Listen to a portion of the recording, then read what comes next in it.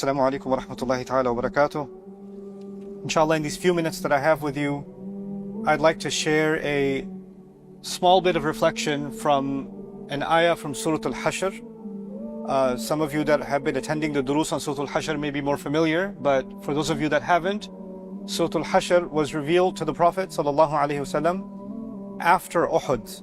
This was after the Battle of Uhud. And this was regarding the consequences for one of the tribes in Medina that broke their treaty with the Muslims, and now they were supposed to face the consequences of breaking that treaty. And the opening of the surah discusses what the consequences of that breaking will be. And in the middle of that surah, Allah Azza wa Jal describes the state of the Muslims and in a way divides the Muslim population into three groups of people that Allah will forgive or that Allah is accepting.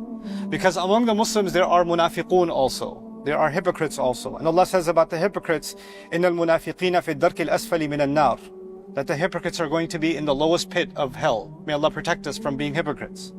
So there's that group of people. But what about the people that are not hypocrites?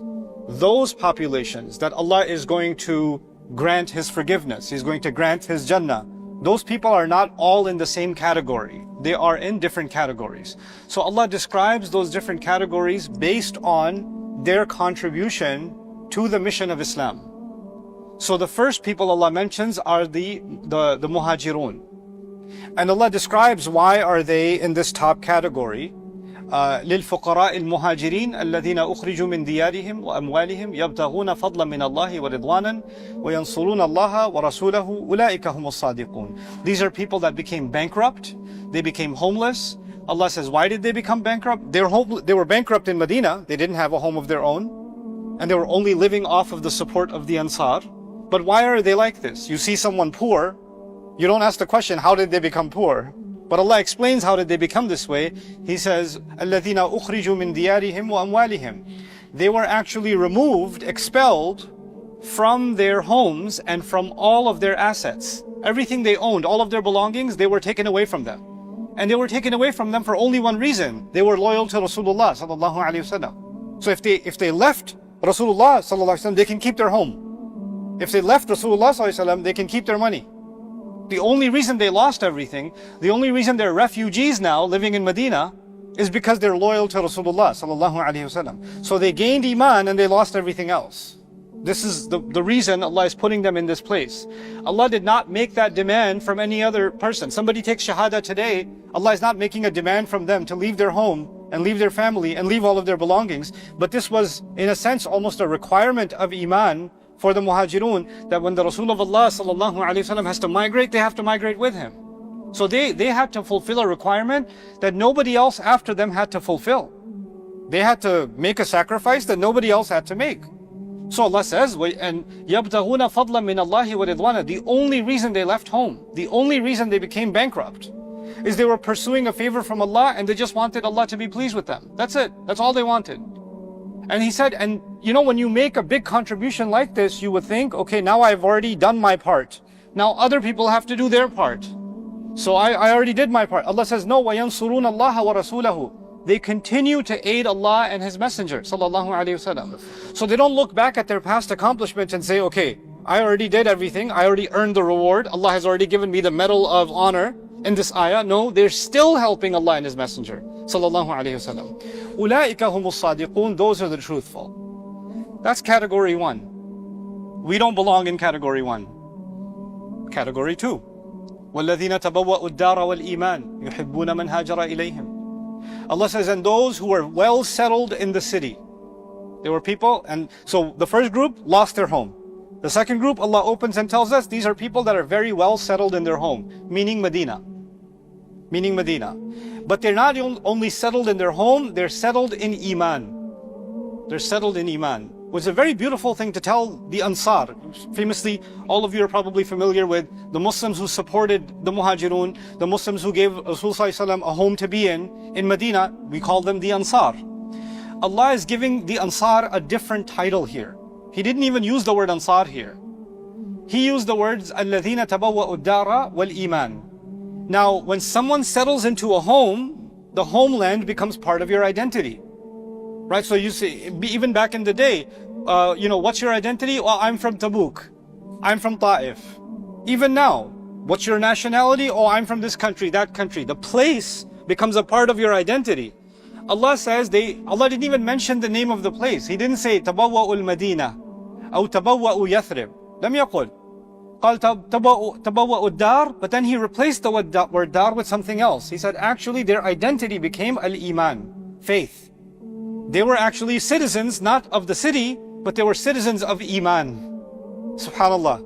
And this is beautiful because the first group left their home to prove their iman.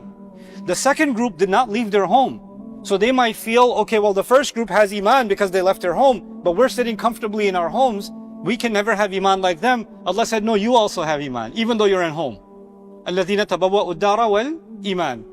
And then Allah tells us, what's their contribution?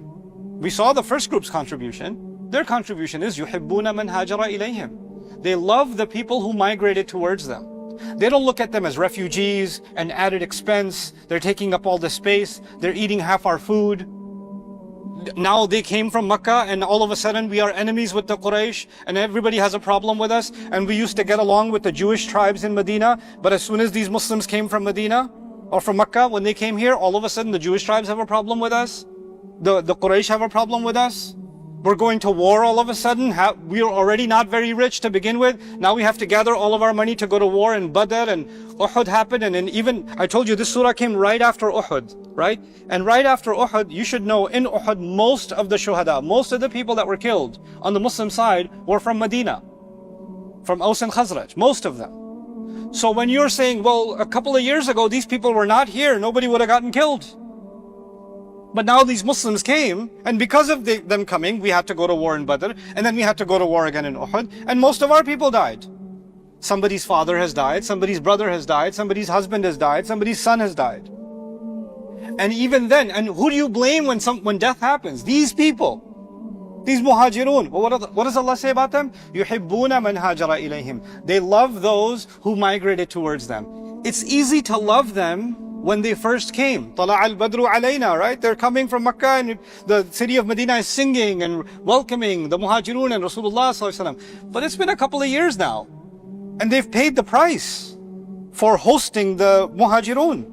But even now, what an amazing build of iman these people have. يُحِبُّونَ مَنْ هَاجَرَ إِلَيْهِمْ. They love those who migrated towards them. That love has not decreased, even though the problems increased. Subhanallah. Then he says, وَلَا يَجِدُونَ فِي صُدُورِهِمْ حَاجَةً مِمَّا أُوتُوا. What an amazing thing to say about them. You know, when the Banu Nadir was invaded, and then the land was taken by the Muslims, by Rasulullah sallallahu alaihi wasallam, he gave most of the land to the Muhajirun. Most of the land was given to the people of Makkah. So they're not from Medina, but now they're given patches of land because they were homeless, right? And the Ansar have been paying their expenses since the day they got to Medina. So if I was back then living and I was paying for my Muhajir friends' meals, housing, all expenses, right? I'm doing all of that, and I've been doing it for a few years, and finally now we have extra land, extra territory, etc. And the recipient is the Muhajirun. I'm like, I paid all this expense, at least I should get a reimbursement. At least I should get some refund, right? Allah says, لا يجدون في صدورهم حاجة مما أوتوا. From what the Muhajirun were given, they don't feel any need. Even the thought doesn't come, maybe I should have gotten a little bit. They should have at least given me a couple of trees. They should have given me at least a cow or two. Nothing. The feeling doesn't even come in their hearts. لا يجدون في صدورهم حاجة مما أوتوا ويؤثرون على أنفسهم ولو كان بهم خصاصة. And they give other people preference over themselves even though they are falling apart. Khasas in Arabic is when your clothes are about to rip, or when you put a house together and there are holes in the planks, and the rain comes right through, and the wind comes right through. It's not well built. It's falling apart. They themselves are not financially secure, and they're still giving others preference over themselves. وَمَن يُوقَ شُحَّ نَفْسِهِ فَأُولَٰئِكَ هُمُ الْمُفْلِحُونَ. This is the second group. Then Allah mentions us. So there's Muhajirun, and there's Ansar, and then there's us. And we saw the contribution of the Muhajirun. We saw the contribution of the Ansar. Let's see what our contribution is. وَالَّذِينَ جَاءُوا مِن بَعْدِهِمْ. And those who came after them. That includes us. It includes the Muslims even after Uhud, but it also includes us. And those who keep on coming and keep on coming, like the Mufassirun say. Okay, يَقُولُونَ رَبَّنَا اغْفِرْ لَنَا. They say, our Rabb, forgive us. They make dua for forgiveness. So we come after and we ask Allah istighfar. That doesn't sound like a contribution. I mean, the first group made a contribution, the second group made a contribution, you're just making dua. رَبَّنَا اغْفِرْ لَنَا وَلِإِخْوَانِنَا الَّذِينَ سَبَقُونَا بِالْإِيمَانِ. And Ya Allah, forgive our brothers who came before us with iman.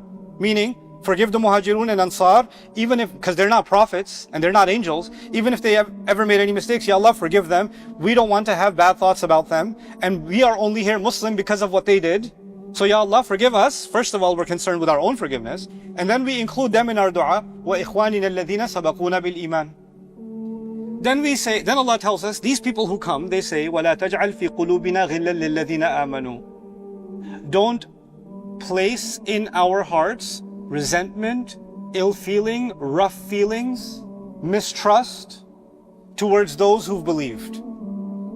Let's pay attention to this part. We first made dua for Allah to forgive us. Then we made dua for Allah to forgive the people who came before us. Number two, meaning the Sahaba. And then those who came after them. We're making dua for them. Then we're asking Allah, Ya Allah, keep our hearts from feeling resentment towards any people who believe in the past or even now. لا تجعل في قلوبنا غلا للذين آمنوا. Do you hear any contribution yet? No. What service are they providing, these people that come afterwards? Nothing yet. They haven't done anything. There's no mention of da'wah. There's no mention of jihad. There's no mention of infaq. No sadaqah. Nothing. Nothing. And then, رَبَّنَا إِنَّكَ رَؤُوفٌ رَحِيمٌ. Our Rabb, you are compassionate, you're always loving and caring. That's it. That's all we get. That's all we get. What do we learn from that? We learn that the most important contribution of the people that will come after is that the people who came before, they built this beautiful house we call Islam. They built this beautiful thing we call an ummah. They built it for us. They built a home for us to live in. The ones who come after, they're being asked, you're not being asked to build it. Just please don't damage it. Just live here. And if you mess up, ask for forgiveness. And don't start fighting each other when you're living in this house. Don't have ill feelings towards each other and resentment towards each other. If you can just do no damage, that will be a great contribution.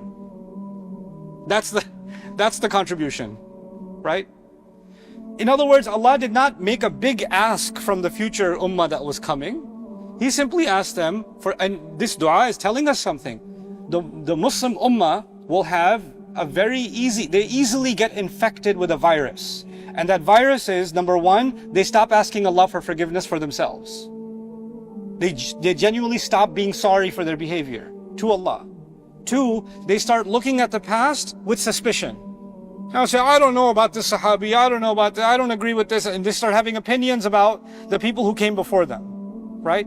And then it becomes so sick. You're here, and for example, in Australia, this masjid probably wasn't built 6 months ago. It was built by people who came many, many years ago, or at least the project started many, many years ago. Now it's easy for you to come and sit in the masjid. I don't know, these people who built this place, they didn't have a good vision, or they didn't understand, no appreciation for people who came before you and what they had to go through. What is the dua saying? Forgive us, forgive those who came before us in iman. That's the second thing. And if you don't have that, then easily, not only do you look at the people in the past without humility, you start looking at each other with resentment, suspicion. I don't know about this person. I don't like this person. Why is he dressed like this? Why does he look like that? Why does he talk like this? I don't agree with these people. Oh, these people are all the same. لا تجعل في قلوبنا غلا للذين آمنوا ربنا إنك رؤوف رحيم. Allah put this here for a reason. Allah put this here because before we talk about the great things the ummah has to do, we have to first start with do no harm, right? Like a sick patient comes before the doctor. Before the doctor can do anything, he has to sanitize, right? And before you say, I'm going to fix this, you just have to make sure you don't misdiagnose and add more to the problem. So the great contribution you and I can make is not be part of the problem. And that's enough for Allah to offer us forgiveness. And to include us in a list that started with the Muhajirun, moved to the Ansar, and then we have the honor of being included in that list if we don't become people that don't live up to this dua. So it's not just a dua. It's a dua that if we truly make with our hearts and live by what we're asking Allah to live by, then we get to be honored to be included in that chain that started with the Muhajirun, continued with the Ansar, and now is also, Allah has allowed that to include us.